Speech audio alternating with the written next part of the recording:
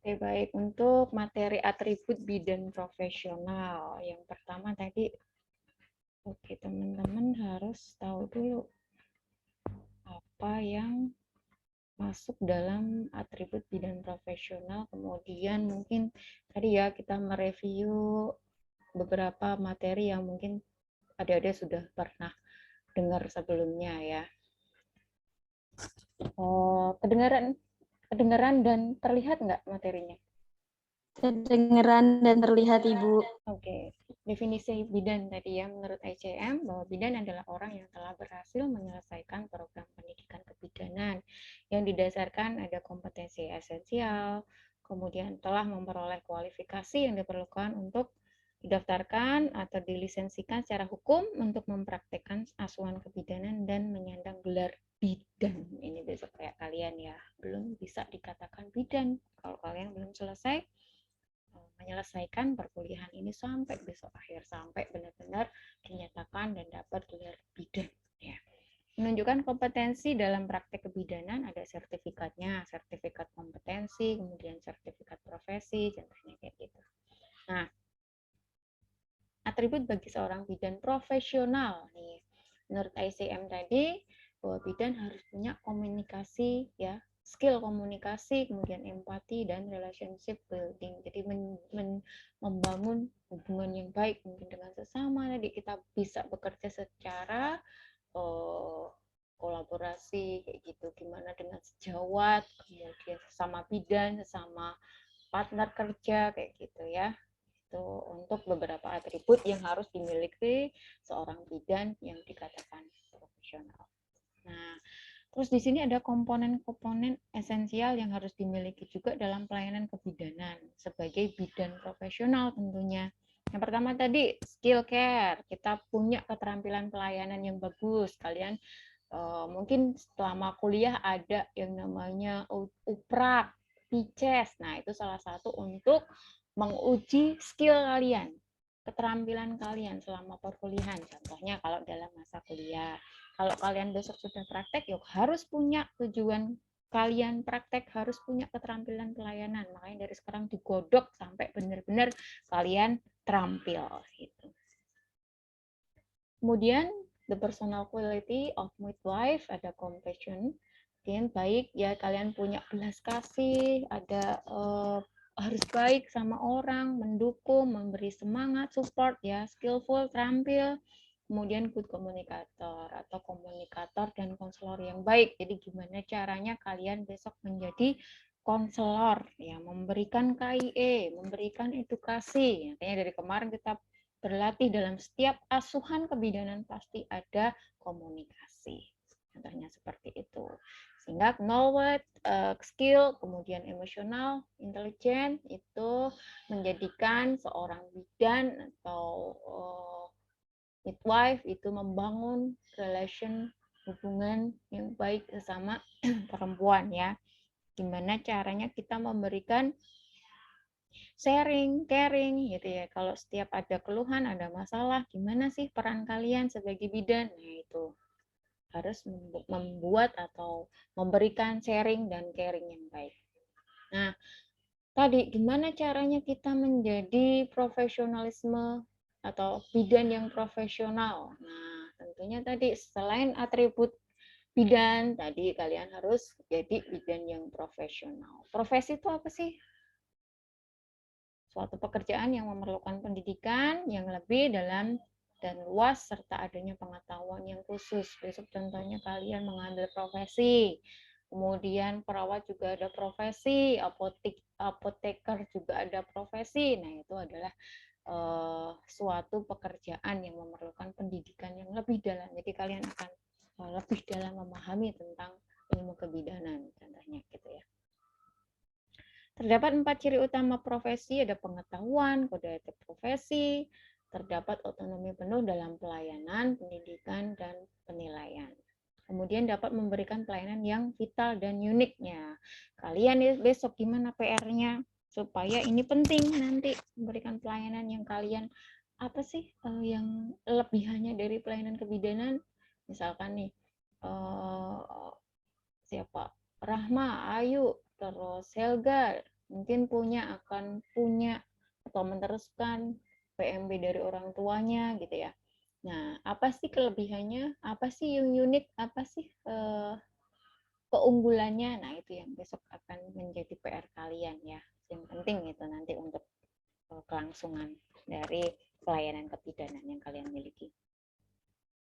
Kemudian ada ciri-ciri profesi. Di sini memiliki jenis dan jenjang pendidikan tertentu. Jadi kalian yang sudah D3, kemudian D4, atau S1 ambil profesi. Nah, kayak gitu ya. Ada jenjang pendidikan tertentu yang harus dilaksanakan dulu, diselesaikan dulu. Diakui dan diperlukan oleh masyarakat, kewenangannya diatur pemerintah, memiliki standar etik dan kompetensi, dan mampu menerapkan prinsip self-regulation. Nah, tahap pencapaian profesionalisme bidan. Bidan yang profesional itu harus menyelesaikan tahap-tahap ini semua. Ada sertifikasi. Kalian ini termasuk proses sertifikasi ya, pendidikan ya dari D3, D3 S1 misalkan. Nah, itu adalah tahap kalian melaksanakan sertifikasi. Nanti di akhir kalian punya sertifikat. Nah, kemudian kalau kalian ikut pelatihan apa, nah nanti itu dapat sertifikat. Nah, kemudian dikatakan kompeten. Nah, itu contohnya. Registrasi pendaftaran, lisensi perizinan, itu contohnya kalau kalian mau mendirikan BPM ya, kalau sekarang BPM dulu PMB, ada yang klinik atau bidan praktek mandiri atau sekarang apa ya? Ya banyaklah istilahnya itu harus punya lisensinya dulu ya, perizinan dulu. Kemudian ada akreditasi setelah itu. Tujuannya apa? Untuk mengevaluasi pelayanannya sesuai atau tidak, tercapai atau tidak, kayak gitu. Cuman kita punya tantangan nih di zaman sekarang ya, era global, kita harus punya wawasan yang tinggi, kemudian mengikuti perkembangan zaman yang sekarang semua serba digital ya, contohnya kayak kalian ini. Nah, itulah tantangannya. Long life learning, belajar sepanjang hayat. Kita akan terus belajar sampai besok ya. Kesadaran akan hukum, kita harus tahu apa saja yang boleh dan tidak boleh dilakukan ya. Pengembangan diri dan organisasi profesi. Nanti kalian di dalam organisasi profesi IBI tentunya kalian di situ bisa mengembangkan dan ikut organisasi di dalamnya. Kemudian ada ciri-ciri profesional. Ini menurut Joni, menurut Good, jadi silahkan nanti bisa dibaca ya di sini ya. Contohnya memerlukan persiapan dan pendidikan khusus bagi pelaku, betul. Memiliki kecakapan profesional sesuai persyaratan yang telah dibakukan. Organisasi profesi, makanya tadi teman-teman adik-adik tak suruh cari apa sih organisasi profesi, kemudian gimana caranya, apa saja yang menjadi persyaratan dan aturan di dalamnya. Nah, itulah PR kalian ya. Masih lanjut di ciri profesi bahwa selanjutnya mendapat pengakuan dari masyarakat dan pemerintah. Iya tentu ada lisensinya ya, karena dia kan berizin tadi. Jadi masyarakat tahu bahwa ada organisasi profesi dan pemerintah juga mengizinkan organisasi itu berjalan. Gitu. Kecuali tidak ada lisensi ya, berarti itu nggak boleh ya ada organisasi di luar yang terlisensi. Kemudian ini masuk lanjutan dari profesi. Lanjut di perilaku etis profesional. Dalam membantu memecahkan masalah klien, bidan menggunakan dua pendekatan dalam asuhan kebidanan. Yang pertama ada pendekatan berdasarkan prinsip. Nah, ada 4 nih pendekatan prinsip. Yang pertama tindakan sebagai mengarah penghargaan terhadap kapasitas otonomi setiap orang. Kemudian menghindarkan berbuat suatu kesalahan. Dengan murah hati memberikan sesuatu yang bermanfaat dengan segala konsekuensinya, serta keadilan menjelaskan tentang manfaat dan risiko yang dihadapi. Jadi kita dalam memberikan asuhan itu ya berlandaskan ini ya pendekatan 4 prinsip tadi. Ada lagi nih perspektif asuhan meliputi hubungan interpersonal dalam asuhan, kemudian meningkatkan penghormatan dan penghargaan terhadap martabat klien.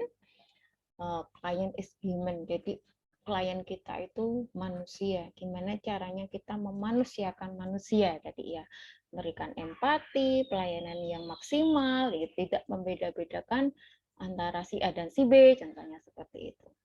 Mau mendengarkan, mengolah saran dari orang lain. Nah, kalau dikasih masukan ya diterima ya, harapannya kan masukan itu membangun. Jadi diterima harapannya. Jadi apapun itu negatif, positif ya diterima dulu gitu ya.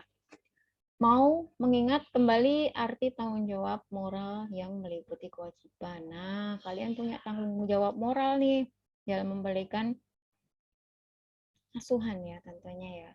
Tanggung jawab moral gimana orang ini biar keluar dari masalah gitu ya intinya. Pendekatan berdasarkan asuhan yang selanjutnya ada komitmen utama pada asuhan kebidanan, bagaimana advokasi terhadap pasien dalam memberikan asuhan. Advokasi memberikan kewajiban, dia menjalankan kewajiban moral bidan ya. Dalam memberikan asuhan, bidan perlu mengingat hal-hal seperti loyalitas staf atau kolega adalah memegang teguh komitmen terutama kepada pasien. Jadi nanti kalau sudah di lahan, sudah mengikuti peraturan lahan, harus bersikap loyalitas ya, bekerja dengan ikhlas, apapun itu semuanya untuk pasien gitu. Kemudian prioritas utama terhadap pasien dan keluarga. Bidan peduli terhadap otonomi pasien tadi ya. Tunjukkan empatinya, rasa sayangnya, rasa asuh asih gitu ya pasiennya. Nah, kita harus bekerja sesuai standar, melaksanakan advokasi, menjamin keselamatan pasien, dan menghormati hak-hak pasien.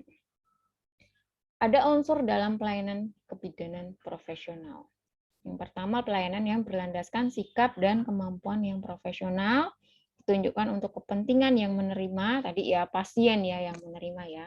Pelayanan yang diberikan serasi dengan pandangan keyakinan profesi, memberikan perlindungan bagi anggota profesi. Jadi tetap dijaga ya, jangan kalian sudah dilindungi anggota profesi, sudah masuk anggota profesi. Nah, itu PR-nya harus bisa menjamin, melindungi anggota profesi dan profesinya. Kemudian ada kriteria perilaku profesi. Yang pertama, bertindak sesuai dengan keahlian, didukung oleh pengetahuan dan pengalaman serta keterampilan. Contohnya dari sekarang kalian belajar itu tadi ya diulang-ulang kan. Belajar, pokoknya belajar dari sekarang, kemarin, sekarang sampai besok kalian akan terus belajar tadi ya. Long life learning tadi. Bermoral tinggi, berlaku jujur, tidak melakukan tindakan coba-coba yang tidak didukung sains profesi, tidak memberikan janji yang berlebihan ya, jangan banyak PHP ya. Tidak melakukan tindakan yang semata-mata didorong oleh pertimbangan komersil. Memegang teguh etika profesi, mengenali batasan kemampuan dan menyadari hukum yang membatasi gerak. Karena kalian bergerak berdasarkan etiko-legal profesi kebidanan. Gitu. Ingat-ingat lagi. Kemudian perilaku profesional bidan dalam menjalankan tugas, yaitu menguasai pengetahuan, keterampilan tadi ya, bekerja secara efektif, gimana caranya memanfaatkan waktu. Sebentar.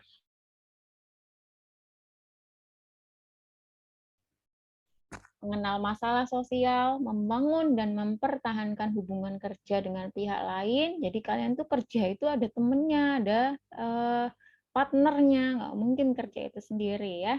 Jadi gimana caranya membangun dan mempertahankan hubungan yang baik tadi. Kemampuan untuk meneliti dan dedikasi untuk kemanusiaan. Oke.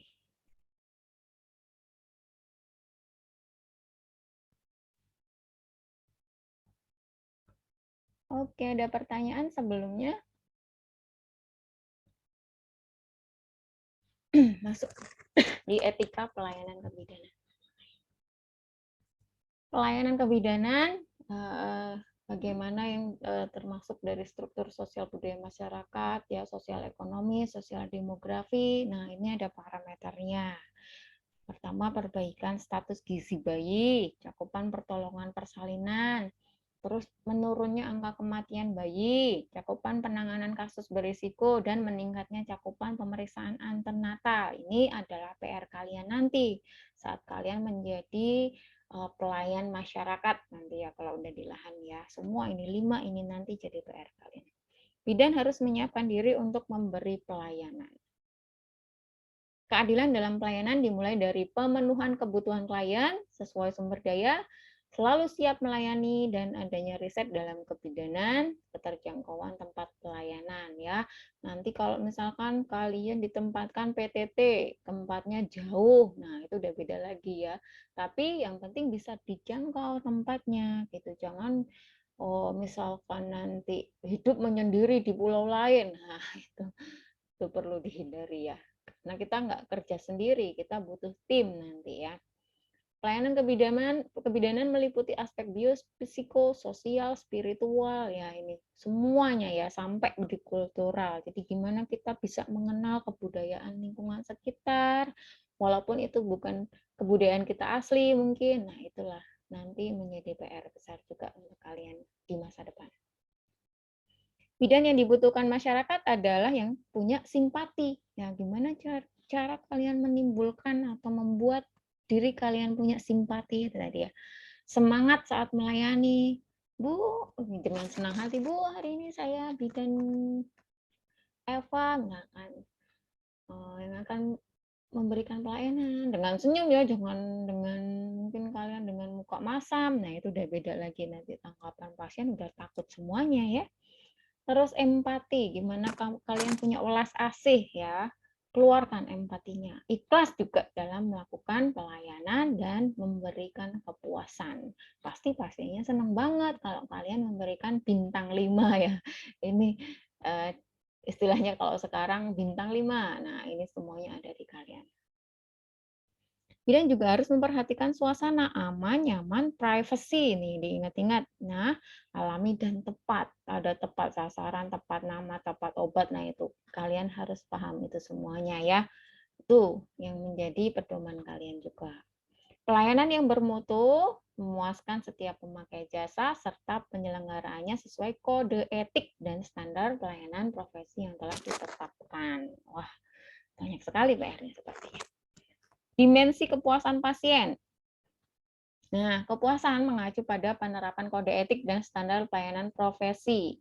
Mencangkup ada hubungan bidan dengan pasien, kenyamanan pelayanan, kebebasan melakukan pilihan. Nah, ingat ya, setiap kita memberikan asuhan, kalian pasti belajar checklist, ada pasien membebaskan pasien melakukan pilihan. Jadi itu contohnya setiap kalian tindakan asuhan itu pasti ada poin-poin ini tadi. Pengetahuan dan kompetensi bidan, efektivitas pelayanan. Nah, jadi gimana contohnya kalian manajemen waktu, kayak misalkan memberikan pelayanan KIE berapa menit. Nah, kayak gitu ya. Kita kan selalu menanamkan seperti itu supaya kalian dari sekarang sudah belajar untuk manajemen waktu dengan baik. Efektivitas pelayanan juga gimana, apakah sesuai dengan yang kebutuhan pasien, udah tercapai atau belum. Nah, itu. Kepuasan mengacu pada penerapan semua persyaratan pelayanan kebidanan. Pelayanan bermutu, semua persyaratan dapat memuaskan pasien. Nah, ada ukuran pelayanan kebidanan yang bermutu nih. Yang pertama, ketersediaan pelayanan kebidanan. Tempat kalian sedia nggak pelayanan kebidanan? Oh, misalkan ini di PMBA, dia sedia persalinan 24 jam, imunisasi, pijat, dan sebagainya. Nah, kewajaran pelayanan kebidanan. Wajar nggak misalkan bersalin di sini tuh tarifnya segini. Nah, misalkan nih kalau wah kalau di klinik sana lebih mahal itu 5 juta kok kayak rumah sakit. Nah, contohnya kayak gitu wajar nggak? Sesuai apa nggak nantinya? Nah, itu yang jadi ukuran pelayanan. Kalau bisanya orang kan suka yo berkualitas tapi harganya masih bisa dinalar lah gitu intinya. Nggak terlalu mahal tapi berkualitas lah gitu tadi. Berkesinambungan pelayanan kebidanan. Nah, berkesinambungan itu terus-menerus ya. Jadi kita ada polanya, berkesinambungan. Misalkan jadwal imunisasi hari Rabu dan Jumat. Nah, kemudian persaingan 24 jam, kemudian hari Minggu tutup enggak? Nah, contohnya seperti itu. Ada kesinambungan pelayanan kebidanan. Penerimaan jasa pelayanan kebidanan, ketercapaian pelayanan kebidanan, keterjangkauan. Terjangkau enggak? Untuk tempatnya, pelayanannya, pembayarannya tadi terjangkau atau tidak? Efisiensi pelayanan kebidanan. Nah, terus mutu pelayanan kebidanan. Tadi ya, semuanya ada keterkaitan di sini. Itu sebagai ukuran pelayanan kebidanan yang bermutu. Bidan adalah jabatan profesional. Besok kalian kalau jadi bidan ini harus sudah punya jabatan profesional ya. Disiapkan melalui pendidikan agar lulusannya dapat mengerjakan pekerjaan yang menjadi tanggung jawabnya dan kemampuannya diperoleh melalui jenjang pendidikan. Kayak sekarang ya. Dalam menjalankan tugas, bidan mempunyai alat yang dinamakan kode etik dan etika bidan. Nah, itu tadi. Selalu diulang-ulang kode etik bidan, kode etik bidan. Nah, bidan memiliki kelompok pengetahuan yang jelas dan menjalankan profesinya. Kalian punya IBI ya kalau di sini ya. Memiliki kewenangan dalam menjalankan tugas tadi sesuai kode etik dan etik bidan tadi punya wewenang ya. Memiliki organisasi profesi, memiliki karakter khusus, menjadikan bidan sebagai sumber utama kehidupan. Itu harapannya. Tapi ada syaratnya tentunya. Yang pertama memberikan pelayanan kepada masyarakat bersifat khusus dan spesialis. Kalian ini spesialis ibu anak ya. Jangan suami ikut atau suami orang apalagi. Nah, itu. Ingat, spesialis ibu anak ya, melalui jenjang pendidikan ya, ada kalian seperti ini sedang melaksanakan pendidikan. Keberadaan diakui dan diperlukan oleh masyarakat, punya kewenangan, peran fungsi jelas, kompetensi oke, organisasi profesi oke, kode etik, etika, standar pelayanan, standar praktek, standar pendidikan yang berkelanjutan. Itu ada semuanya. Tuh. Nah, ciri-ciri bidan sebagai profesi, tadi dia punya etik, bebas dalam keputusan. Terus ada imbalan jasa ya. Kalian ini kan jasa yang dijual, jadi ada imbalannya. Kemudian punya organisasi profesi, ada pendidikan, pengetahuan, dan pelayanan yang unik tadi. Kalian punya pelayanan unik apa? Apakah misalkan punya ada komplementer jamu, nah itu salah satu pelayanan unik contohnya, seperti itu. Terus jabatan profesional, jenis pekerjaan menuntut, membiasakan, dan melakukan keterampilan tertentu. Di ciri-ciri profesional ada kalian punya kecakapan dalam kerja. Misalkan nih APN-nya lulus, oke, udah cakap, dikatakan kompeten, gitu ya. Wawasan sosial, ya kalian punya teman-teman banyak di sini ya kalau dalam bekerja. Pengesahan masyarakat dan negara, oke. Wawasan keilmuannya, oke. Jadi bidan itu harapannya semuanya pintar-pintar gitu. Oke, ada pertanyaan?